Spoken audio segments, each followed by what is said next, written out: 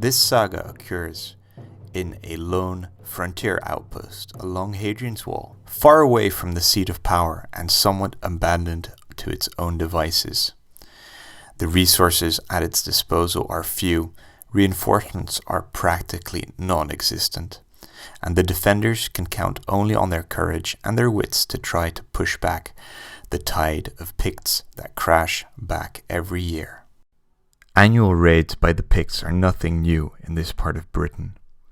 However, this year something is different. An ambitious Pictish warlord has assembled the best of his tribe and all of their tribesmen for a lightning raid on an inexperienced Briton warlord setting up his camp not far from the border. The Pictish warlord and his retinue will attempt to break through the flimsy garrison defending the villagers in the hinterland. Here we start the raid. The Pict player, due to his choices in preparation, is playing with a full 6-point warband. The Briton player was caught slightly off guard and is only playing with 4 points worth of models. The Briton player cannot take any mounted troops since he did not have time to build stables. The raid is a special scenario which represents the defenders, in this case the Britons, protecting their border against the barbarians trying to plunder hinterland. The barbarian player can deploy his foot units up to L away from his table edge, but mounted units must be deployed within M of his table edge. The Roman player deploys all of his units last and must be deployed within M of his table edge. The objective of the game is for the barbarian player to exit as many units as possible on the opposing side. The scoring for this is that for every unit you gain 2 points plus the equivalent in slaughtering points for the unit that exits the table. The Briton player gets slaughtering victory points for all of the models that he manages to eliminate. The Pictish warlord boasts that he will destroy the unit of Hearthguards from the enemy. The defender takes the first turn and acts very defensively, stacking up his board and moving his Hearthguard out of the way now that he knows that his elite troops are in mortal danger. The Pictish warlord knows what the prize is and moves all of his units as far forward as possible during this first turn, using all of his devious tactics to ignore the effects of terrain on his movement.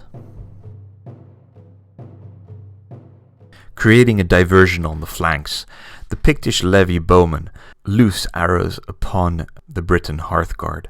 However, the Briton Hearthguard closes ranks, and this is ineffective. Seizing upon this momentum, the Pictish Hearthguard charge forward towards the Briton levy, throwing javelins and then finally in a frenzied charge, resulting in 9 dead levy and only 1 dead noble, and pushing this unit further back towards the border. The Briton warlord orders the Hearthguard to attack the Pictish levy, causing 3 dead Picts with the loss of 1 Briton Hearthguard. Deciding to take matters in his own hands, the Briton warlord moves forward and valiantly charges the Pictish warlord out in the open, causing a lot of damage, but somehow the Pictish warlord finds a gap in the armor of the Briton and slays him. What happens next is lost to the mists of time.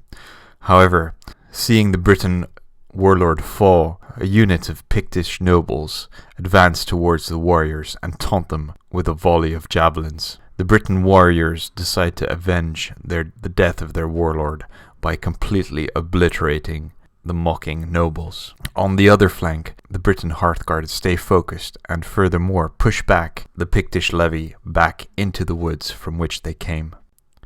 After some ineffective skirmishes between the Briton warriors and the Pictish javelin men, the Pictish warlord encourages all of his troops to ignore the feeble remnants of the garrison and to focus on the prize behind the defenses, leaving behind only a rear guard of Pictish warriors who are tasked to mop up the rest of the Britons. And so ends the raid. Flush with victory, the Pictish warriors do not mind that the new warlord is overly boastful. The garrison of Britons suffers heavily. However, their warlord manages miraculously to survive. So ends the first season of the campaign. Let me know what you thought.